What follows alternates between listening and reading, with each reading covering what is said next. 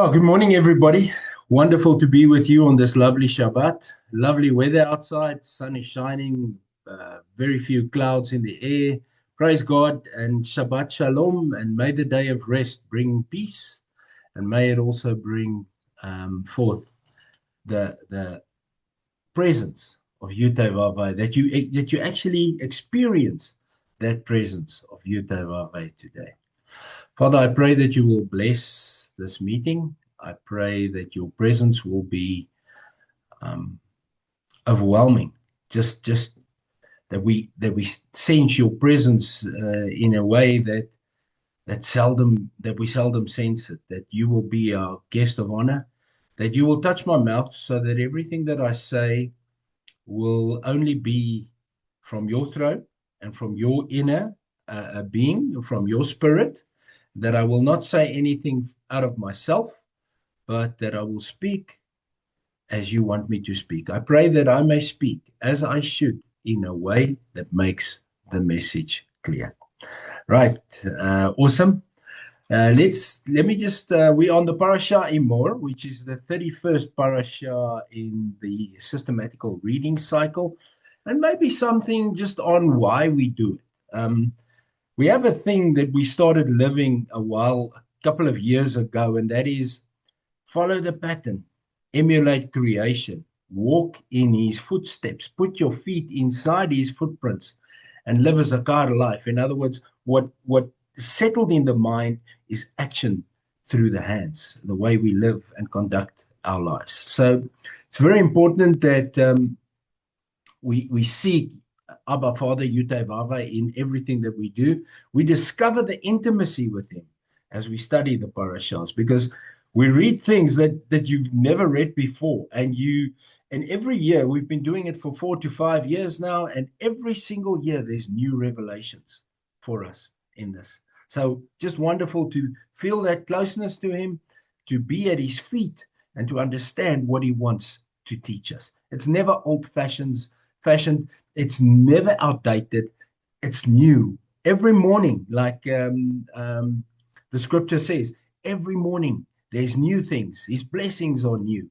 So we will study the Hebrew letters. We will discover the hidden secrets. This is what we call ancient code 333, derived from Jeremiah 33, verse 3. I will tell you great things, hidden things of which you are unaware. Secrets from the throne room of heaven, as we discover the pattern of creation. Step-by-step path highlighted for us as we emulate the ancient pattern while we step into the footprints of Messiah, Yeshua. And walking like lions in boldness, absolutely. When we know the things that we know, nobody can take that from us. The enemy can do what he wants, but he cannot take from us our salvation if we walk in the footsteps of our Messiah. So we live the Zakar life. Let me share the screen, and then we can start with the parashah.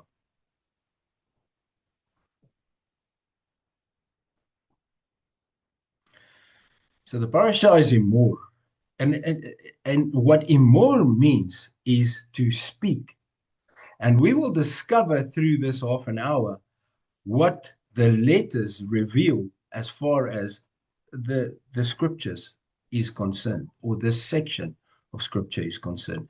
So we will discover holiness and the Father's instructions to Moses, on what holiness is. We will discover his appointed times, and we will see through the appointed times that it actually is the blueprint of salvation. We will discover his presence through the menorah and the showbreads. We will discover what priesthood is. And the question is, are you and I today part of that priesthood? Did we become priests? It's something happened that we didn't know about.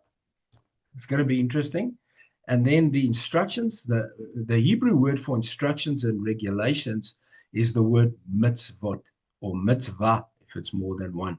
So we'll be looking at that, and then we'll be looking at the accountability that you and I have in this process. When we place our feet in the footprints of Yeshua, what is our accountability? And who are we accountable to? And then lastly, we'll be looking at dwelling with him. He dwells amongst his people. I want to emphasize the last point. God's desire, the desire of the Creator, when he formed you and I, his desire has always been to dwell with us. That's how much he loves us. And he had to put certain structures and procedures in place, patterns in place, so that he could dwell with us. He had the tabernacle. First, there was the Garden of Eden, right? That was in place, and he could dwell with us perpetually. But man sinned, woman sinned, and we were actually literally chased out of the garden, and the door was closed. So the tabernacle came as the next dwelling place. And then something happened, which we will look at, that is obviously through the blueprint of salvation on where his dwelling place changed perpetually. Right. So in that, I would like to start as normal with the story. Father, please, I cannot do this. You, Father, are capable of doing or changing anything. Let this cup pass me by. Sweat turned to blood. He continued while suppressing fear through Emunah and Batach. Emunah and Batach is the Hebrew words for faith and trust, but it's more than faith and trust, much more. It's like standing on the edge of a cliff and I'm taking the next step and there's nothing there, but I trust God to put something there when I take that step.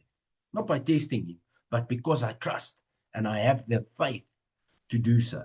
But not by my will, but your will be done. This is, of course, Yeshua who spoke and was on his knees in Gethsemane the night before he was crucified. And he pleaded with the Father to change the pattern. But the pattern couldn't be changed because the pattern was there since the beginning of creation. There was no answer he received because what was sealed in covenant stands above all. Covenants in the old and from the old ancient days on could only be sealed by blood. We must understand that as the background to where we are today and why blood is so significant in the salvation process. Since the beginning of time, this covenant was instituted, and the time of fulfillment was near, literally hours away. Hours to fruition of what was spoken and thoroughly planned to the T. To the T. Thousands of years ago, life is in the blood, and blood was the only acceptable atonement. Not any blood, but with the blood of the one and only firstborn Son, the Son of Man, Yeshua, the Messiah. There's life in the blood. We learned in last week's Parashah that the Father said, do not drink blood, because there is life in the blood. And if you look at creation and how we were created through blood. Check out Ancient Code 333 on our YouTube channel for more revelations on this, on exactly how we were created. We have dust particles, we have blood from Yeshua, but we also have the Ruach, the breath from God Most High. The Creator does not change. It is evident throughout His Word. Over many years, He has taught His people what holiness entails. He gave them His mitzvot, recorded through His servant Moshe in His Torah. He had a desire bigger than any other to dwell with the crown of His creation. In order to do this, He had to teach the remnant, so chosen, to lead a set-apart life, different to any other. This is so important that you and I understand that when we take the step to accept Yeshua in our lives, as we put our trust in His person and power, we become different. Not only are we grafted into the ancient olive tree, which we'll cover just now, but we also become different in the sense that our old lives are left behind and we strive to a new life. 1 John 2, verse 6. If anybody claims to be in union with the Messiah, he is a new creation. The old has passed. It's gone. We cannot live by our old nature any longer. We must strive. Of course, we make mistakes. Anybody makes mistakes. But we must strive to put our feet in his footprints. So Abba had to teach his remnant, so chosen to lead a set-apart life different to any other. He brought this about through a temporary solution referred to as his law in common English translations. So he gave us the law, the first 5 books of the Bible, the Torah. Now, what is this actually? But what this actually is his principles of general living. This is a doctrine set by Father, his doctrine, his mitzvah, his regulations for us to live by and to strive to live by. And you know what? When Yeshua walked this earth, he fulfilled every single one of them. He did not deviate from it left or right. So we must understand in that the love that the Father had, a love that is equivalent in this world as no one is equivalent in this world as no one has greater love than a person who lays down his life for his friends. That's our Parashah story. Interesting, right? And we will see the revelations of all of this just now. I want to start with the word Emor, the Parashah in Hebrew. So you can see that the letters consist of an Aleph, a Mem, a Vav, and a Resh. So in Hebrew, the Aleph is the beginning. So in other words, that's the source, God. The Mem is always reflects love because it is the 13th letter, and Ahava, the Hebrew word for love, adds up to 13, equivalent of Mem. The Vav is the anchor or a tent peg. You can see it looks like the tent peg. So that always resembles Yeshua. That anchors our lives, anchors the dwelling place inside of us. And then the Resh is authority, the back of a man's head. So it's normally a man elevated, a man in a very important position. So through Emor and through discovering the blueprint, we will fulfill each and every one of these letters. I want to jump right in and start with what Leviticus 23 actually explains to us. Leviticus 23 starts with Shabbat, not part of the 7 feasts, but Shabbat. Now, how important is Shabbat to our Father? Shabbat was given to mankind prior to sin. It's obvious. All we have to do is read our Bibles, and we will see that Shabbat was given to mankind before sin. Before there was the fall of sin, Shabbat was instituted. The Father said, for 6 days I worked, and on the 7th day I rested. So Shabbat is a gift to mankind before any sin. So Shabbat actually stands outside of the sinful world. That's wonderful. What that is, if we understand and we see that picture, what a great picture it is. Because it means that on Shabbat, if we celebrate Shabbat as our Father wants us to celebrate it, and in his order, in other words, following the pattern, it's a day of rest. We cannot always rest, I understand, but do you make time more than any other day to find the Father on this day, to go and sit at his feet and to receive instructions from his mouth only? In Job 22, verse 21 to 30, it is written so clearly, receive instructions from his mouth only and put it inside of your heart. And that's what happens on Shabbat. Yeshua says in Mark 2, verse 27 and 28, Shabbat was made for mankind and not mankind for Shabbat. So the pattern continues. You and I cannot go and change Shabbat because 36 monks or priests changed it. We cannot change it.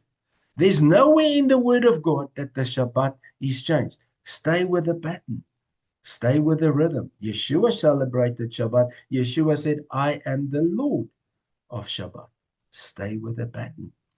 Now we get to the 7 feasts. The first feast is Pesach, and it has to do with blood. Now, Shaul describes that any time the high priest would enter the Holy of Holies in the tabernacle, he needed blood. He could never enter without blood. The Father said that the only atonement for sin is blood. Romans 3 verse 25, Yeshua was put forward as the kapara, the atonement, the payment for sins through his bloody sacrificial death. And that's written in the word. I'm not making it up. So blood was the first step in the 7-step blueprint for salvation. Without blood, it's the same as the high priest couldn't enter the Holy of Holies without blood. And remember, not long ago, about 2-3 weeks ago, in the Parashah, we read about Nadav and Avihu. Remember? They were killed. They died on the spot because of strange fire that they brought to the holy place. Therefore, Father said, you cannot come to me at any time. And when you come to me, have blood. Now, once and for all, the Messiah came and he died. He shed his blood so that you and I can now enter perpetually into the presence of Father Most High. But it's important. How did this occur? This occurred in a way that when Israel was, and foreigners with them, there's plenty of foreigners that were with them. Don't think this is new, that you and I as Gentiles are part of this belief. They were at Sinai as well. So to get back to the point, when Israel was taken out of slavery, mark the word slavery, and taken into the process of entering the promised land, they were taken from slavery, they were taught, and this was celebrated. This day was celebrated for thousands and thousands of years. So in other words, the pattern was brought in. The pattern that everything was through Messiah and for Messiah continued, that there was a set apart group of people chosen, and they were coached and taught on how to live a separate life. And they celebrated this day of Pesach for thousands of years until on that same exact day, the Messiah was crucified. So in other words, now you and I have a choice. Do we continue celebrating this day from the movement out of slavery up to our movement out of slavery when we were ripped away from slavery of this world by the blood of the Messiah? Exactly the same principle. Do we continue celebrating the day of our freedom as Israel did? Because Shaul says it's a shadow of things to come. Let me just take a sip of water.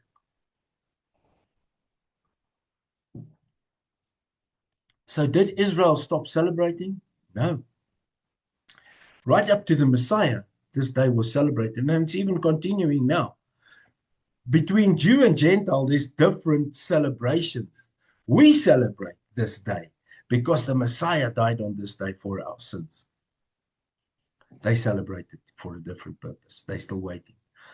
The second feast, or the second ordained time that the Father speaks about, is unleavened bread, where leaven is taken out of the homes. And it happened from that time. And leaven is the sign of sin. There's nothing wrong with leaven, but it's just the sign of sin in those times. So even that was taken out of their lives for that week. And we take that out of our lives for that week in celebration that the Messiah took sin away from our lives.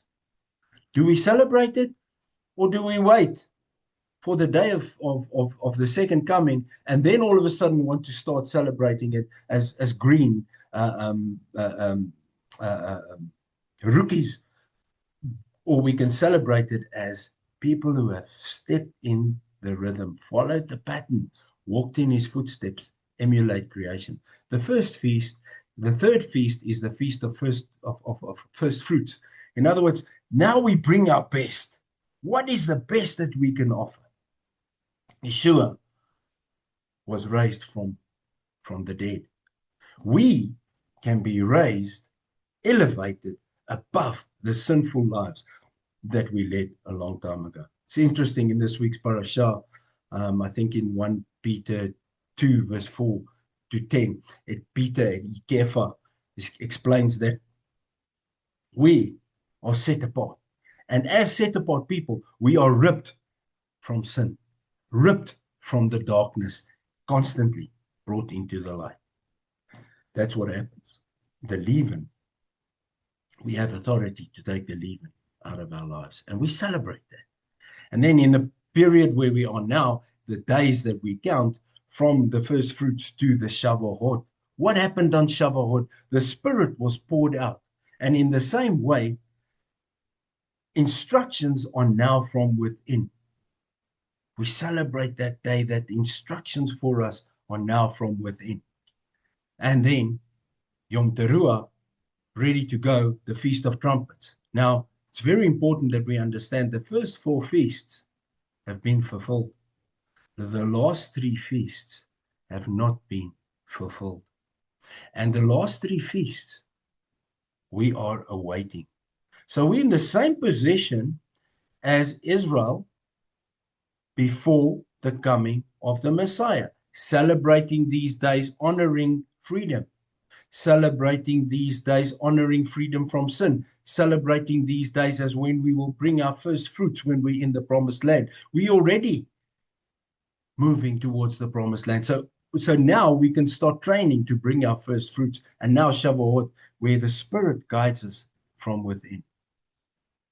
No longer is the Torah on stone tablets. It's within. Yom Kippur is the Day of Atonement. Account is already settled. So here's the picture. We're standing there, and it's time. Our lives are reflected before the Father, and there's the voice. And the intercessor, interceding daily for you and me, says, theirs is already paid. They can go through. Have you ever been to a place where you stand in a long queue, and all of a sudden they come and take you out of the queue and say, hey, you don't have to stand in this queue. You can come in. That's Yom Kippur. So we will celebrate it now already, that our freedom is there. And then lastly, the Sukkot. And you know what? This is what is just mind-boggling. With Sukkot, Shabbat is fulfilled.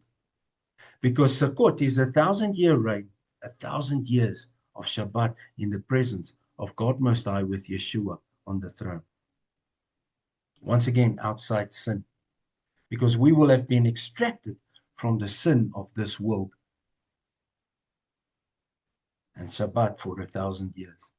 And that's why I call this the blueprint of salvation. Because it's the step-by-step process where we walk in and we follow the pattern and we understand our salvation is true. There's no doubt about it. And it's been celebrated for thousands of years. And now we continue celebrating it until the Messiah comes again. And you know what the best is?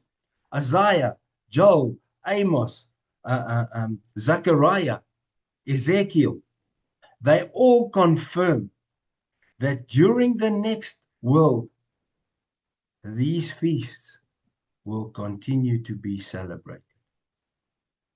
Sheol, shadow of things to come. Why not celebrate it now already? Now, I want to go back to a live picture here. So let me stop share. Now we will look at the Parashah, and I trust this was as exciting for you as it is for me, because we will now be looking at the core revelations from this parashah? In other words, what was revealed to us that is totally different? And is it true that we are set apart people? And then how do we walk this out in the modern life? What changes? Well, how do we take these ancient so-called stuff and walk that out in the modern life?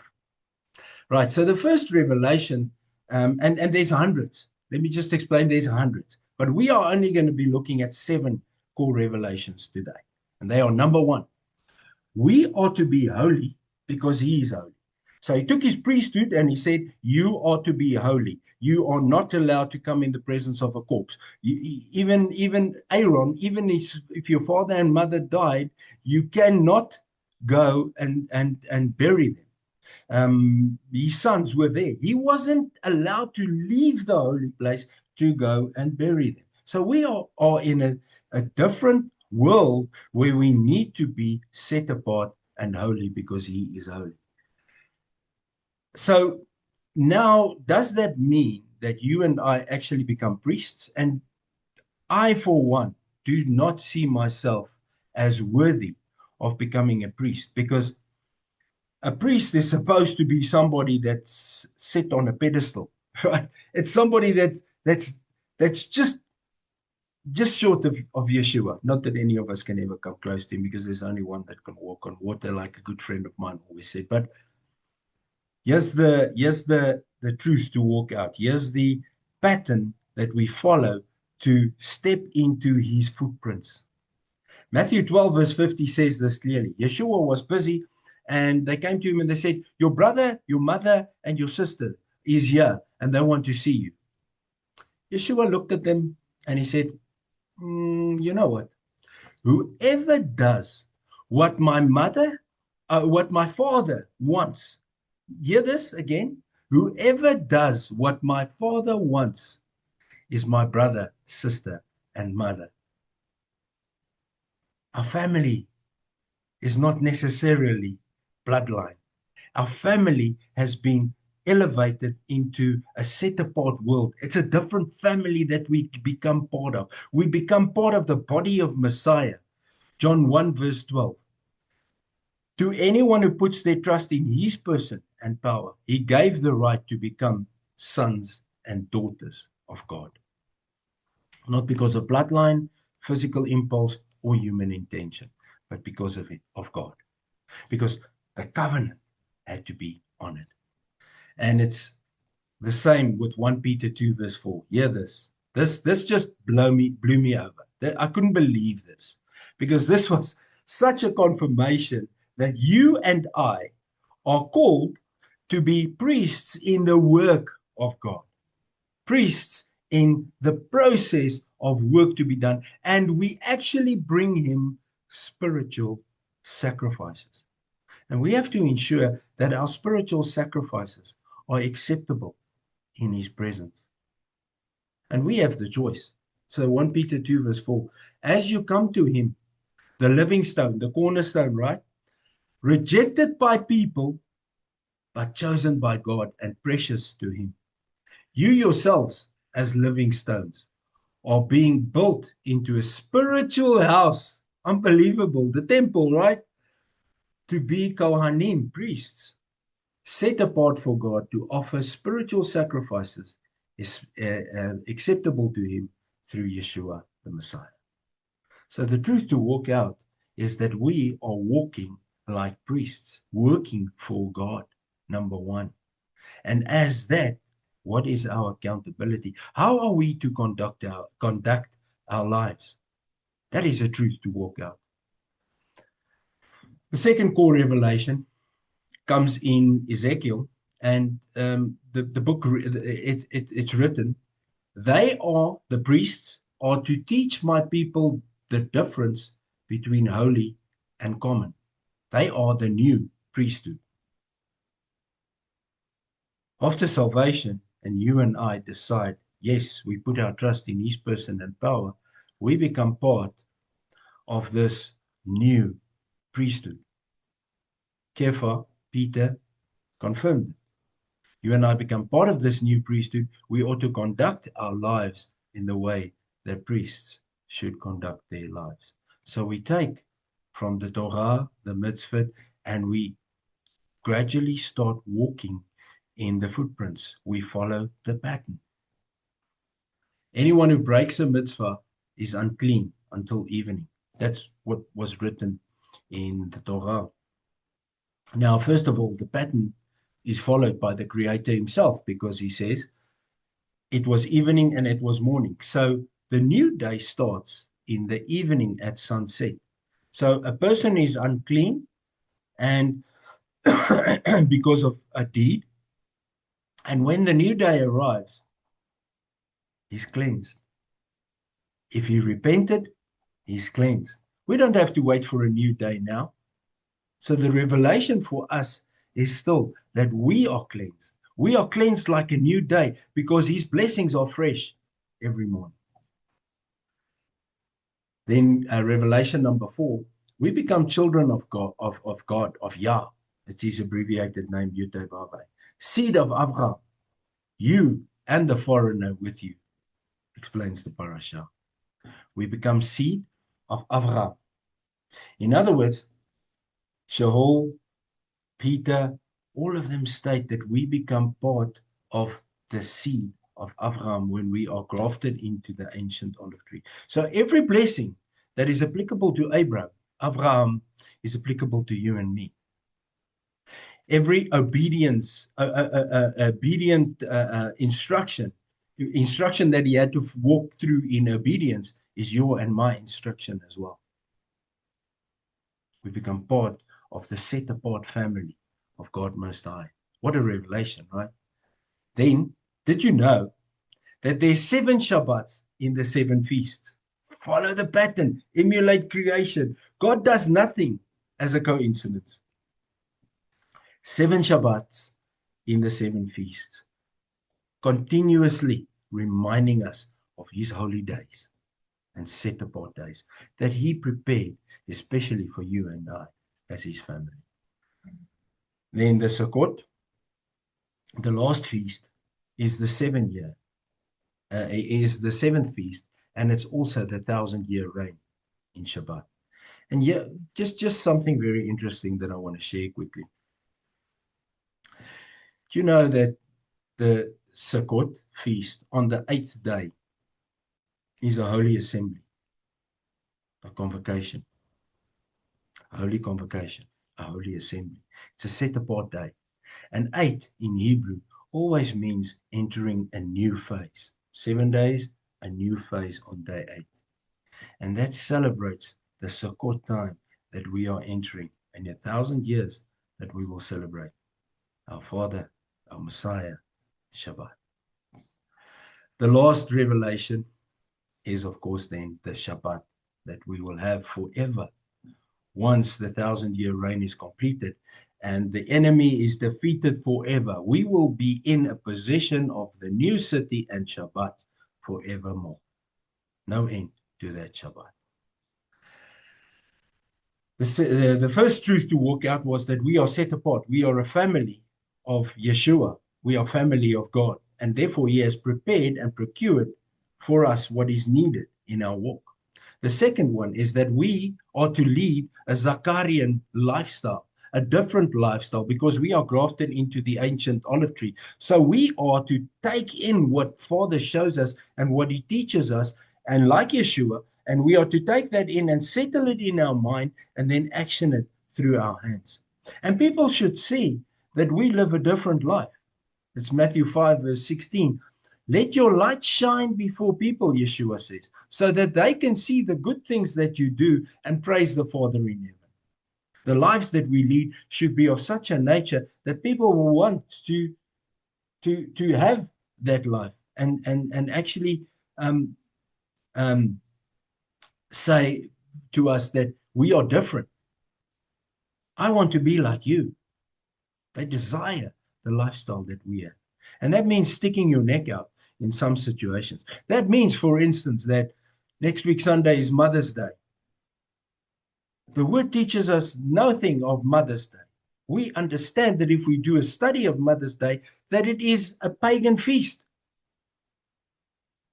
I do not want to do anything pagan, so I'm not going to celebrate Mother's Day. I celebrate my earthly mother every single day rather than celebrating a Mother's Day, which is a pagan feast. Why would I want to fall in under paganism and step out of the line, a Zakarian lifestyle that the Father has prepared for me?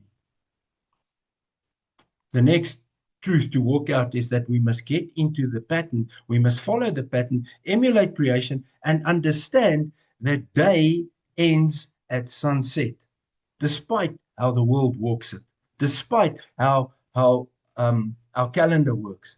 We have a set apart time that the day starts when the sun sets.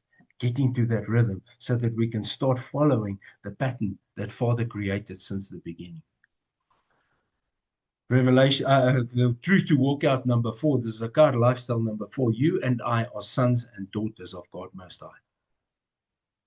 Loyalty to the Father because we are His son and His daughter. Loyalty to want to know more of how we should conduct our lives. Study His word. Make time to be with Him. And then the last revelation is that we do not own ourselves. We are from the source through Yeshua. I'm not the owner of myself. I am owned and purchased by the blood of Yeshua. And therefore I'm owned by God Most High, the Father. Titus 2 verse 14. He gave himself up on our behalf in order to free us from all violation of Torah and purify for himself a people who would be his own, eager to do good. That's who we are. Who would be his own. I don't belong to myself. I belong to the one who has purchased me. Follow the pattern, walk in alignment, and then we will receive what was prepared for us as we walk in his footsteps to live a Zakar lifestyle. May grace and shalom be ours in full measure.